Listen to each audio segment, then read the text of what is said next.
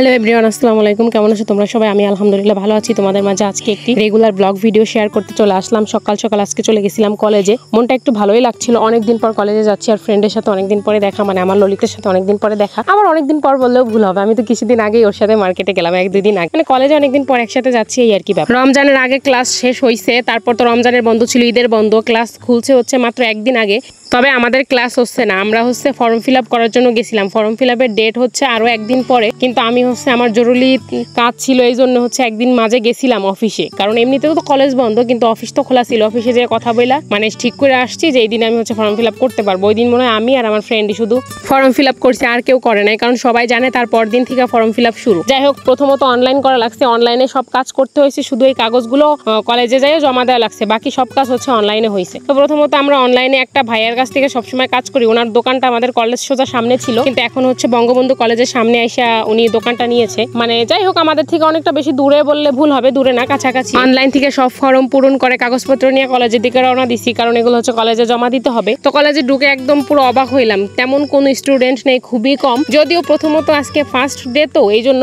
তেমন স্টুডেন্ট নাই, স্যাররাও তেমন এখন পর্যন্ত আসে না। আমি ভোর ভোর চলে গেছিলাম, ওই দিনও আমি খুব ব্যস্ত ছিলাম। মানে ব্যস্ততার মধ্যে কয়দিন ধরে যেমন কাটতেছে, ব্যস্ততার আমার আসলে শেষ হবে বলে মনে হচ্ছে না। কবে যে ব্যস্ততা শেষ হবে বুঝতে পারতেছি না। তো এই জন্য একটু তাড়াহুড়া করে বের হয়ে গেছিলাম, একেবারে 9টার মধ্যে কলেজে পৌঁছে গেছি। তেমন কোনো স্টুডেন্ট স্যার কেউই আসেনি, ইন্টারদের ক্লাস চলতেছিল, তাদেরও তেমন স্টুডেন্ট ছিল না, খুবই কম স্টুডেন্ট ছিল। তারপর হচ্ছে অফিসে গিয়ে আমরা কাজগুলো কমপ্লিট করে আমি হচ্ছে আমার ডিপার্টমেন্টের একজন স্যারের জন্য ওয়েট করছিলাম। স্যারের সাথে আমার কিছু কথা ছিল, মানে স্যারকে দিয়ে আমি কিছু পরীক্ষা আর কি, এক্সামটা অ্যাভয়েড করাইছি আর কি, যেগুলো এগুলা ডিটেলসে পরে বলবো, হয়তো কোনো ভিডিওতে প্রয়োজন হলে বলবো, না হলে বলবো না। যাই হোক, তো ওই স্যারের সাথে একটু দেখা করার দরকার ছিল। স্যার বলছিল যে যাবার আগে আমার সাথে একটু দেখা করে যাই, না বলে যাইস না। এই জন্য স্যারকে ফোন করলাম, স্যার বললো আমি আসতেছি, রোডে আসি। তো তারপর আমরা হচ্ছে কমন রুমে যাই, স্যারের জন্য ওয়েট করলাম। স্যার আসলে স্যারের সাথে দেখা করে বাসায় চলে যাবো। আবার আমার রেডকি সেন্টারেও কিছু কাজ ছিল, ওই কাজগুলো অন্য কারো কাছে হ্যান্ড ওভার করতে হয়েছে, কারণ আমি একটু গ্যাপ নিচ্ছি, মাঝখানে থাকবো না অনেকদিন। এই জন্য এই কাজের জন্য অন্য মেয়েদের ঠিক করে রেখে গেলাম। আর হচ্ছে স্যারের সাথেও কথা বলে নিলাম ফোনে, কারণ তখন ওই স্যারও কলেজে আসেনি। তারপর ওয়েট করছিলাম হচ্ছে আমার ডিপার্টমেন্টের স্যারের জন্য। তো অনেকক্ষণ ওয়েট করার পরে স্যার চলে আসলো। স্যারের সাথে কথা বলে আমি আমার ললিতাকে নিয়ে বের হয়ে গেছিলাম। আমার অনেক কিছু কাজ ছিল ওই দিন, মার্কেটে যাওয়ার ছিল, অল্প কিছু কেনাকাটা বাকি ছিল, তারপর আমার একটু পার্লারে যাওয়ার ছিল। সব মিলাই হচ্ছে আমি সারাদিনই ব্যস্ততার মধ্যে কাটাচ্ছি। এইদিকে আজকে ফাঁকা পাইয়া কলেজের মধ্যে আমরা একটু বেশি ঘোরাঘুরি করছিলাম, কারণ এরকম ফাঁকা কলেজটা আমরা কখনো দেখি নাই, কোনো অকেশন ছাড়া হচ্ছে কলেজে কখনো যাই নাই। তো এরকম হলিডে বা অন্য কোনো ডেতে যাতে হচ্ছে ফাঁকা পাবো, তাই চারপাশটা এত ফাঁকা দেখে একটু ভালোই লাগছিল, যে এরকম মনোরম নিরিবিলি পরিবেশ তো কলেজে পাইনি। তো আমরা কিছু ছবি তুললাম, মানে আমি সেরকম তুলিনি, আমার ললিতাকে তুলে দিয়েছি। আপনারা তো বরাবরই জানেন আমার ললিতা একটু ছবি তুলতে পছন্দ করে, আর হেডিয়া হলো আমার হাতে তুলতে হয়, এই জন্য ওরে কিছু ছবি তুলে দিলাম। আর আমি হচ্ছে মাঝখানে এমনি তো অনেকদিন থাকবো না, ও খুব আফসোস করতেছিল আর বলতেছিল আমি যে কি করবো, আমার ছবিটি যে কে তুলে দিব। আমি কে তোর আমার জন্য কষ্ট হইতেছে না, তোর ছবি তোলার জন্য কষ্ট হইতেছে, যে তোর ছবিটি কে তুলে দিব। এটি নিয়ে ওর সাথে একটু মজা করতেছিলাম, আমি জানি ওর এমনিতেও খারাপ লাগতেছে। যাই হোক, তারপর ওরে নিয়ে একটু মার্কেটে গেলাম। ওরে আবার বেশিক্ষণ রাখা যাইবো না, কারণ ওইদিকে ওর ভাই হচ্ছে অসুস্থ, ছোট ভাই অসুস্থ, হসপিটালে ভর্তি, এই জন্য ওরে বেশিক্ষণ আটকে রাখা যাবে না, তাই তাড়াতাড়ি কাজগুলো সেরে নিতেছিলাম। তবে কিছু কিছু কাজ ওর সাথে নিয়ে করছি, বাকিটি আমি একাই করছি, কারণ ওরে বেশিক্ষণ সত্যি আটকে রাখা ঠিক হইব না, কারণ ওর ভাই অসুস্থ, বাসায় লোকজন নাই, সবাই হসপিটালে, এই জন্য বলছি তুই চলে যা, আমি বাকি কাজটি একা একা করে নেবো। এইদিকে হচ্ছে ইজির শোরুমে আসছিলাম কিছু কেনাকাটা করার জন্য, আর যা কিনতে আসছি সেটা মনে করেন যে আগে একদিন ইজির শোরুমে খোঁজাইছি, আর এমন জনের জন্য কেনাকাটা করতে আসছি সে এখান থেকে সারা বাকি অন্য কোথাও থেকে কেনাকাটা করতে বারণ করে দিছে, একদম এমন ভাবে বলে দিছে যদি এখানে পাই তাহলে নিতে, আর না পাইলে নেওয়ার দরকারই নেই।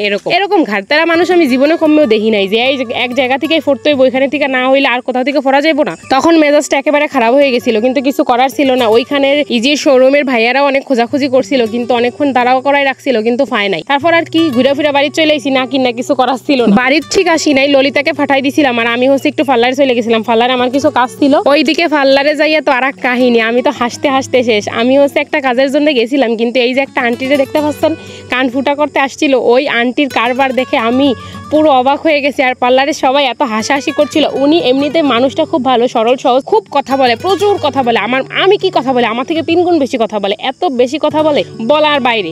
মাথা খারাপ হয়ে যাচ্ছিল আমার কিছুক্ষণের মধ্যে, একেবারে মনে হচ্ছিল যে না সে কখন যাবে আর আমরা দম নিব, এরকম একটা অবস্থা। তারপরও ভালো লাগছিল, মনটা ভালো, পরিষ্কার, কারণ সবাই তো আসলে সবার সাথে হুট করে মিশতে পারে না, কথা বলতে পারে না। উনি হচ্ছে কান ফুটা করতে গেছিল, আর এই কান ফুটা নিয়ে এত হাসাহাসি হয়েছে, মানে যেটা বলার অপেক্ষা রাখে না। যাই হোক, আমার একটু তাড়া ছিল, তারপর আমি পার্লারের আন্টিরে বলছি, আন্টি এই আন্টির কাজটা আগে কইরা তাকে বিদায় করেন, তারপর আমার কাজটা করেন। তাই করছে, ওনার কাজটা আগে কইরা তারপর আমার কাজটা করছে। বাসায় চলে আসছি। বাসায় আসার পরে হচ্ছে সেরকম আর কোনো ভিডিও নেওয়া হয়নি।